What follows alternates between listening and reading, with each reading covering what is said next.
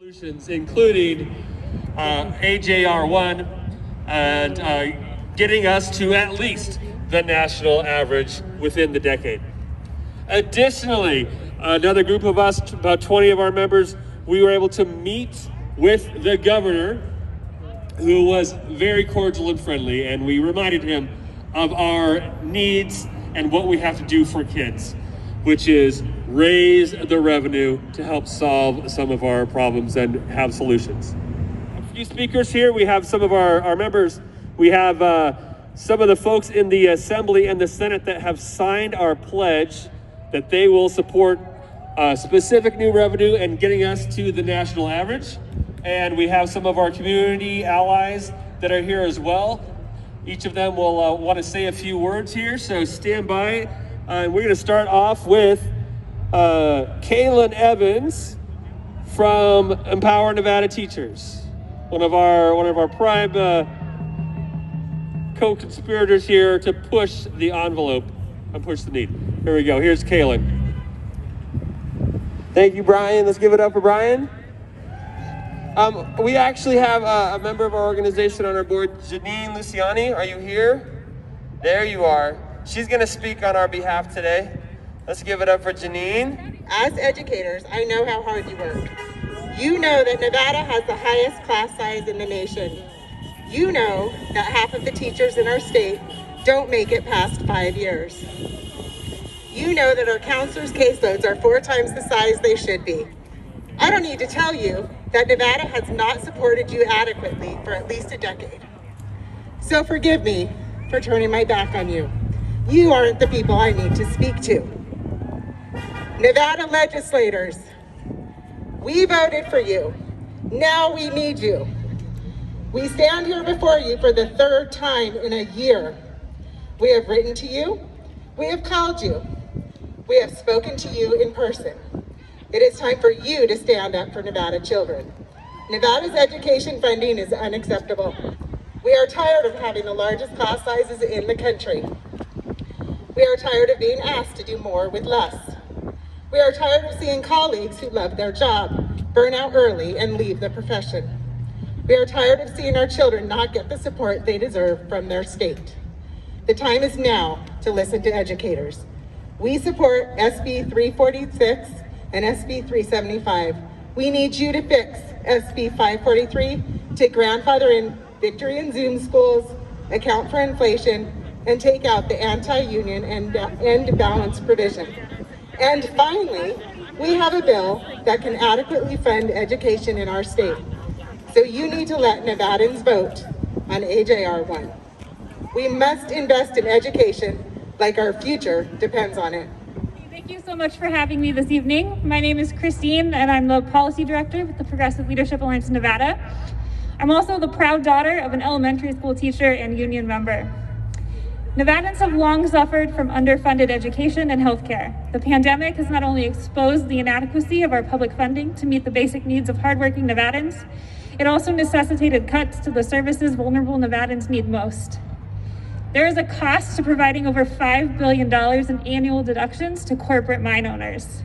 That cost is our children's future and the quality healthcare we depend on. It is not that we can't afford to invest in education and healthcare. There is money in this state. However, up to this point, we have chosen the interest of corporations over Nevadans. Passing mine revenue reform is an opportunity to prioritize Nevadans. We are working to advance the values of investing in Nevada's future through education and our wellness through healthcare. The perfect storm of the economic crisis and Nevada's regressive taxes has made it a necessity, not just a desire, to address the giveaways mining has long enjoyed.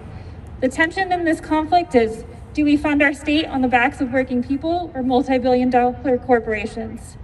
Do we invest in healthcare and education for Nevadans to thrive, or do the services Nevadans depend on get sacrificed to invest in corporations? Assembly Joint Resolution 1 from the 32nd special session is our opportunity to put Nevada's revenue structure on the right track.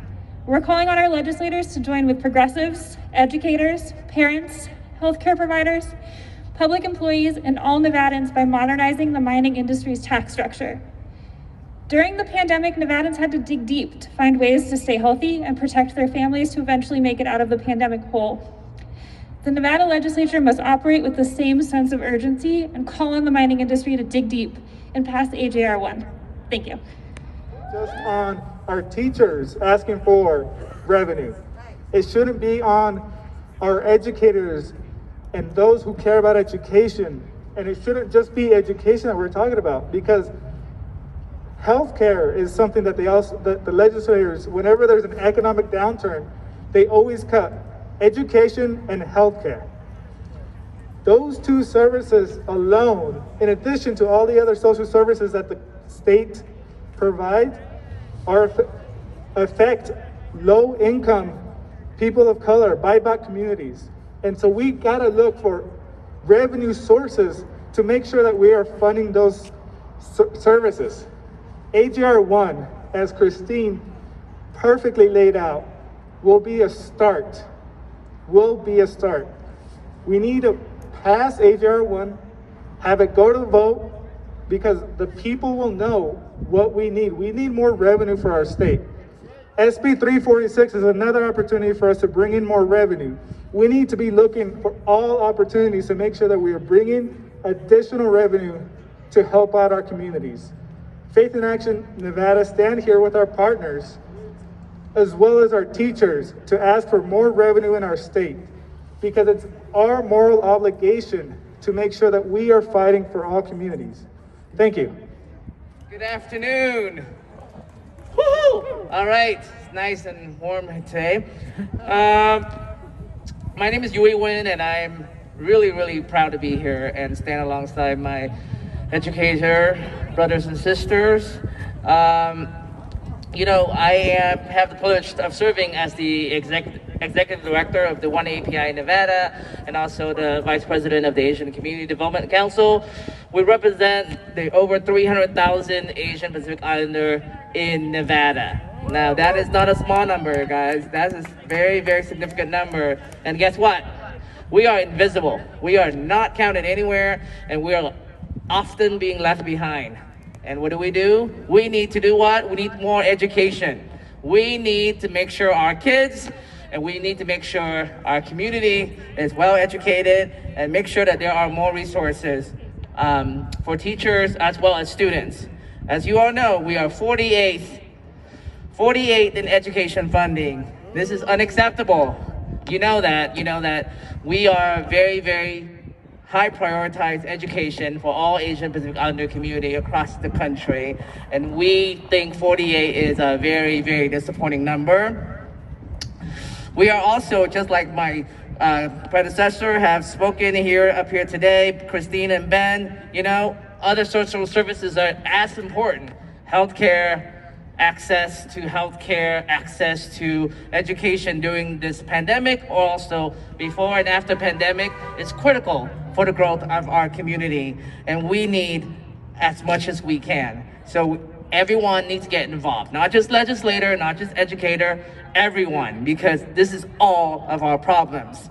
So guess what? AJR 1 needs to be the way to fund education and other important services, and we need to be here, and we need to always be supportive of education. So on behalf of our organizations, just want to support the NSEA and all the educators to make sure that we stand with you to make sure that AJR 1 become a reality, and we have more for our children and for our future generation. Time to stop the chronic underfunding of education, and time to put revenue on the ballot and let Nevadans vote. Woo. This year, Nevadans have sacrificed so much. Educators, healthcare workers, frontline staff have sacrificed our health and even our lives to help our communities weather this storm. At the same time, however, mining profits have soared to record highs. Billionaire mining executives are lining their pockets while our children suffer. All we are asking is that mining corporations pay their fair share to support the communities that make their billions possible. It is time for those with the most to share in the sacrifice of those with the least. COVID was an unprecedented crisis in our state. We all know that. But the problems it has presented are not new. It has merely exacerbated what was already there, a chronically underfunded social system. We need stable, new revenue to fix this problem because it didn't start with COVID and it's not going away when COVID ends. AJR1 is the first step to creating that stable, long-term revenue solution. It will bring in $500 million in new revenue. That kind of money could mean that we don't have to be last in education funding, first in largest class sizes, and failing every education metric that is used to measure the system. It won't solve every problem in our state, but how do you eat an elephant? One bite at a time. This is the first bite. That is why today I am red for revenue, and every person here should be too. I will be taking the pledge proudly, and I hope that every person will also take it as well. Now is the time to put the people in that building on notice. We want revenue on the ballot. We want Nevadans to vote, and we will support people in upcoming elections, whether in this building or the governor's mansion, who put revenue on the ballot. Thank you.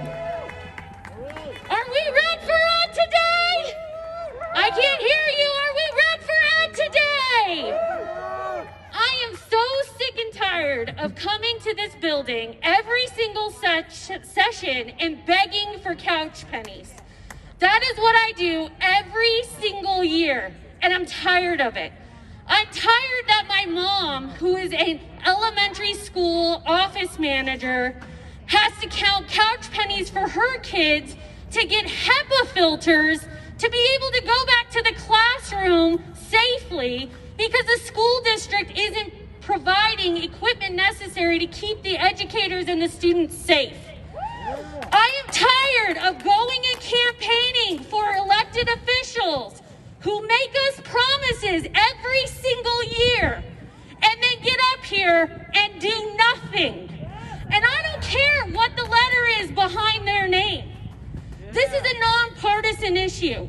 Educating our children is nonpartisan. Having good schools and good healthcare systems is nonpartisan. I am tired of corporations getting sweetheart deals while the rest of us beg for just pennies to do what we need to do every single day. It's not right, it's not fair, and we need to hold every single person in this building and in the governor's office accountable, because it is time that we correctly fund our education system. It is time for us to raise revenue in a real way. And I don't want to hear these excuses that are coming from this building already. That, oh, we're going to make a deal with mining. No, don't make a deal with mining. You make a deal with us. Make a deal with the real people who fund your campaigns and put you in office and walk doors and make calls. How about that for a change? And I am tired of hearing excuse after excuse while we're contemplating giving a billionaire his own county. Thank God that went down today. I'm so sick and tired of it. What are our priorities? We need to get our priorities straight in this state. We are 50th, sometimes a little better than that, in the nation usually for our education system and everything else that we want to be on the good list for. It is time to tax the mines. It is time to pass AJR1, and it is time to stop making excuses. We have to stand together. We have to fight for AJR1. Help us pass this bill. Thank you all for being here. Association, I want to thank you for coming down here for our Red for Revenue rally. Make no mistake, underfunding education is not a new problem in Nevada. When I was a student teacher, my lead teacher had a sticker on his file cabinet that said 47 is not good enough. Well, guess what? 48. We haven't made progress. We're not nearly close enough to adequate funding of our schools. If we want to have good schools, if we want to have a diverse economy, we have to invest in kids, because today's students are tomorrow's workforce. The students of today need to have a system of education that prepares them for the jobs of the future. And I'm telling you, now is the time. This is our chance. To our legislators, don't put it off. Not about next session. Don't kick the can down the road. Fund education now. Thank you. We can get you to say a few words about education and revenue and your support for our cause. Hi everyone, it's great to be here. So, you may not know I'm a retired teacher. I'm a member of NSEA Retired, a lifetime member. And look, I came to the legislature with a lot of support from education. Education has been important to me my whole life. We are preparing the future of our country, and we have to take that seriously. And while we're in a really bad place right now with our budget and all the cuts we had to do because of the pandemic, I know that our state has a bright future. And we're looking at ways that we can raise revenue so that we can help education.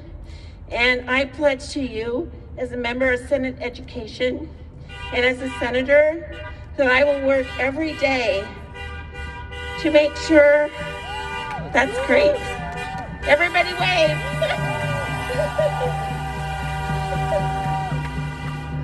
I will work hard every day to make sure education stays in the forefront in the legislature, and that we can get the funding that we need to help get us from the bottom to the top.